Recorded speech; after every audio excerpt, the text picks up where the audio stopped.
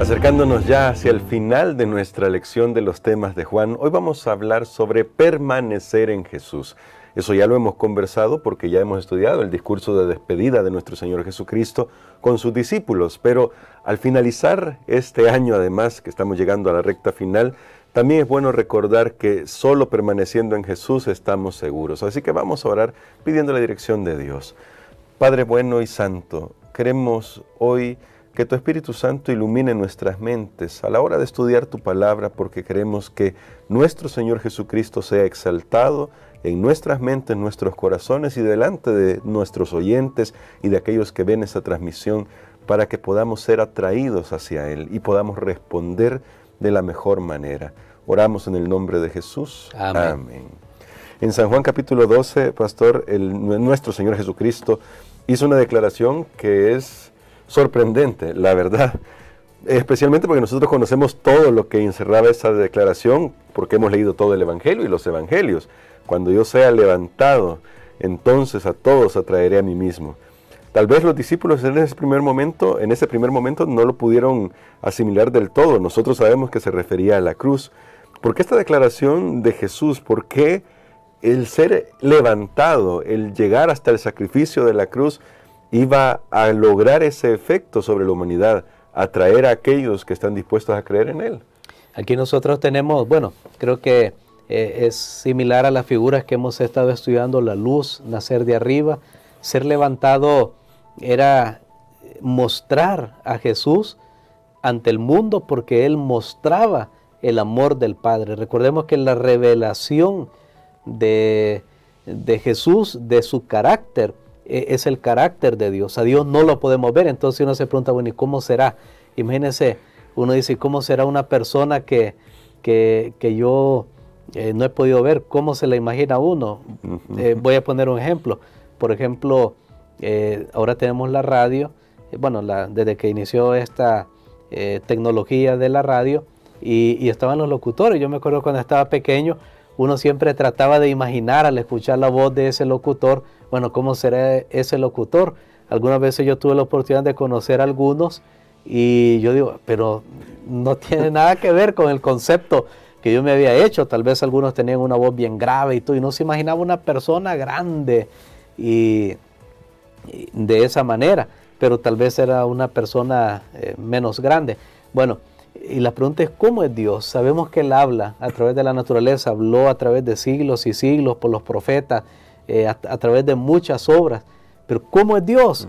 Y entonces ahí viene Jesús, viene para revelar cómo es Dios, quién es Dios, qué piensa de nosotros los seres humanos. Si nosotros queremos saber, hay muchos hermanos Gerson que tristemente para ellos Jesús no ha sido levantado y tienen un mal concepto de Dios y se imaginan a Dios castigándolos, persiguiéndolos. Muchos están huyendo de la religión. De hecho, muchos que ya estamos en la fe cristiana podemos tener la culpa de ello, porque presentamos a un Dios listo para destruir, para castigar, para depurar, pero en la vida de Jesús nosotros encontramos cómo es Dios. Por eso es que Jesús dijo, ustedes levántenme, así como yo voy a ser levantado y ustedes me van a ver, voy a ser glorificado. Dios es amor y Él tiene el mejor deseo para sus criaturas. Creo que hay personas que respondieron a ese levantamiento de Jesús en la cruz y la vida. De hecho, aún los discípulos anduvieron con Jesús y muchas cosas no las percibieron, pero fue hasta que Jesús murió que ellos pudieron ver una perspectiva totalmente diferente. Creo que Nicodemo, que fue uno de los que escuchó, fue uno de los primeros, tenemos el relato de Juan, que escuchó, que así como Moisés había levantado la serpiente en el desierto, así era necesario que el Hijo del Hombre fuera levantado. Nicodemo escuchó, le atrajo, pero cuando vio a Jesús en la cruz, ahí comprendió lo que era el amor. Los propios hermanos de Jesús, hermanos por parte de padre, ellos no entendían quién era Jesús, pero después que Jesús murió en la cruz, ellos comprendieron la esencia del amor. Por eso se nos ha invitado incluso a pasar por lo menos una hora cada día contemplando a Cristo, especialmente las escenas finales, porque allí nosotros conseguimos una vislumbre más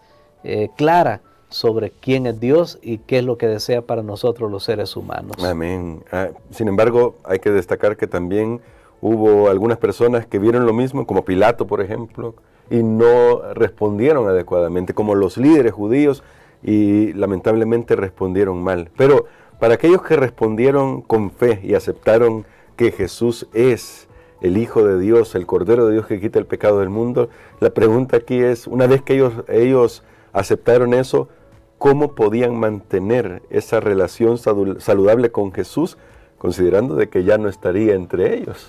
Bueno, creo que ahí viene una palabrita que es la palabra permanencia, porque la relación con Jesús no ha de ser una relación temporal, como dicen un dicho por ahí, amor de verano, ¿verdad? Que hay personas van a pasear, se conocieron con alguien, tuvieron un momento bonito, luego cada uno para su lugar. No, el encuentro con Jesús es un encuentro que debe durar por la eternidad. Amén. Es lo que Jesús decía a la mujer samaritana, mira, si tú bebes de esta agua que yo te daré, no tendrás sed jamás, y jamás se refiere no solo en esta vida, sino en la eternidad. Amén. Jesús no quiere una relación de momento, de, bueno, este año voy a ser cristiano, el otro año no, este día sí, el otro mes no.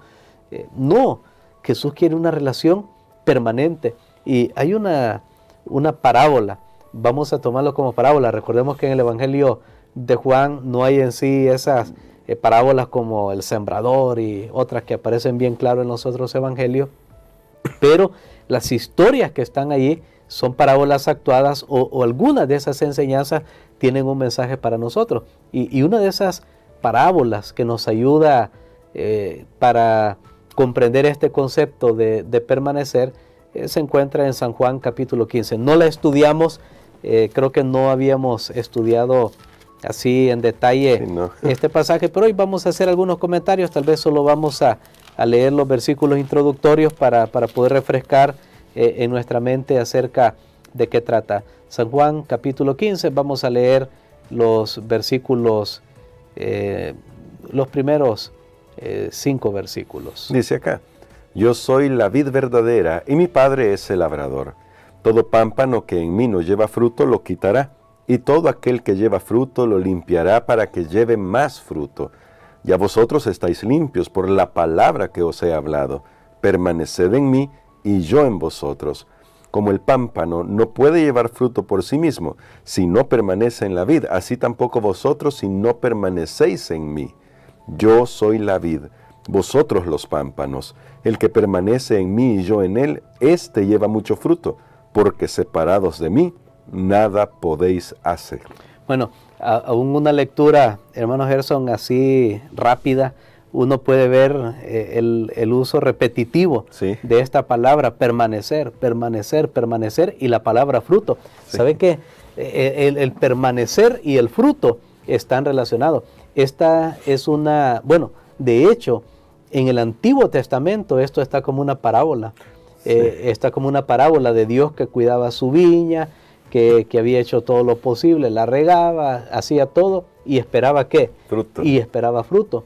Ahora, en el Evangelio de Juan, como no tenemos parábola, sabe que es bien interesante, recordemos, y casi estamos ya terminando prácticamente nuestra lección, pero tenemos que recordar algo que he repetido, que ha sido como un hilo conductor en la lección de este trimestre, y es que Juan está escribiendo pensando en los cristianos de la segunda generación, que eran aquellos que no tuvieron un contacto físico con Jesús, ni con alguien que tuvo un contacto con Jesús. En este caso era Juan, que al final del primer siglo estaba casi pronto para ir al descanso, pero ahí iban a quedar sus palabras. Entonces esto es una parábola, porque noten qué está diciendo Jesús. Yo soy la vid, ustedes son los pámpanos o las ramas, luego viene el fruto. Entonces, Jesús le estaba hablando a sus discípulos que si ellos permanecían con Él y obedecían, entonces ellos, sus discípulos, que eran los pámpanos, eran las ramas, iban a llevar fruto. Eso eran los cristianos de la segunda generación. Amén. Noten qué interesante. Los cristianos de la segunda generación eran los frutos que iban a evidenciar que los cristianos de la primera generación o los discípulos de Jesús eran seguidores de Jesús. Tiene que haber fruto, tiene que haber fruto. Entonces, esta es una parábola bien interesante, es una historia bien interesante porque, de hecho, una vid solo tiene dos propósitos. Yo recuerdo la primera vez, recuerdo cuando estaba pequeño aquí en San Salvador, había una casa que conocí de un hermano desde la iglesia, nos invitaba a almorzar a veces, y él tenía una vid ahí sembrada en su patio. No es muy común en estos lugares, pero hace unos años atrás, allá en Norteamérica, vi un viñedo, ya un campo, y bien interesante. Esa planta prácticamente no tiene ningún atractivo, es apenas una ramita, un chiribisco ahí que se ve. Bueno, conocí también en invierno allá en Norteamérica, donde todas las hojas caen, solo quedan las ramas, o sea, no hay nada de atractivo. Bien interesante que Jesús se compara con la vid. Aparentemente no vemos nada. La gente dice, bueno, ¿y qué hacen en la iglesia tanto? ¿Y qué hacen esto? No ven nada aparentemente, pero ¿cuál es la clave de la vid? ¿Para qué está allí? Para dar fruto. Y a todo el mundo le gusta el fruto. El fruto es la diferencia. Entonces Jesús le está diciendo a sus discípulos, que son la primera generación, mire, si ustedes están conectados conmigo, ustedes van a llevar fruto, van a ser los nuevos seguidores. Pero sabe que esto de permanecer tiene dos palabras claves. Nosotros no vamos a estudiar todo el texto, pero veamos lo que dice San Juan 15:10, porque nuestro ejemplo es Cristo Jesús, y para permanecer nosotros tenemos que tomar en cuenta estas dos palabras. Muy bien, dice el verso 10, si guardareis mis mandamientos, permaneceréis en mi amor, así como yo he guardado los mandamientos de mi Padre y permanezco en su amor. Así que permanecer en la vid tiene que ver con dos palabras, amor y obediencia. Amén. Aquí viene la palabra obediencia, no puede quedar fuera. Jesús mismo dice, mire, sigan mi ejemplo, yo he amado, yo he permanecido. Él lo dice ahí bien claro. Él dice, yo he guardado los mandamientos de mi Padre, permanezco en su amor. ¿Cómo permanecía Jesús en el Padre? En el amor y en la obediencia. Amén. ¿Cómo permanecemos nosotros también en el amor y en la obediencia? Si nosotros tenemos una religión que nos lleva a hablar solo del amor a expensas de la obediencia, no estamos bien. Y si me lleva a hablar solo de la obediencia a expensas del amor, tampoco estamos bien. Ambas cosas son necesarias y son importantes. Jesús había incorporado, había modelado para sus discípulos lo que era permanecer, y cómo permanecía en el amor y la obediencia. Creo que es un mensaje muy claro. Y creo, pastor, que con eso en mente podemos orar, y quisiera que orara por nosotros para que podamos llevar esto a la práctica, que cuando abramos la Biblia, que ahí está la voz de Dios que nos habla, estemos dispuestos a escuchar. Hay que unir esto, pastor, entonces con el tema de la teología de arriba, ser guiados por la palabra de Dios y estar dispuestos a que Él sea el que dirija nuestros pensamientos. Amén. Padre, gracias te damos, Señor, por esta lección. Gracias porque tú deseas que nosotros permanezcamos, que llevemos fruto. Reconocemos, Señor, que a veces en nuestra vida puede ser como una planta que está seca, marchita, no tiene fruto para nada. Y reconocemos que tal vez nos hace falta permanecer en tu amor y en la obediencia. Permítenos, Señor, crecer como cristianos, permítenos cultivar una relación contigo y permítenos tener el gozo de ver personas que vienen a Jesús porque son el resultado de ese esfuerzo, de esa permanencia que tenemos en Él. Lo pedimos en el nombre de Jesús. Amén.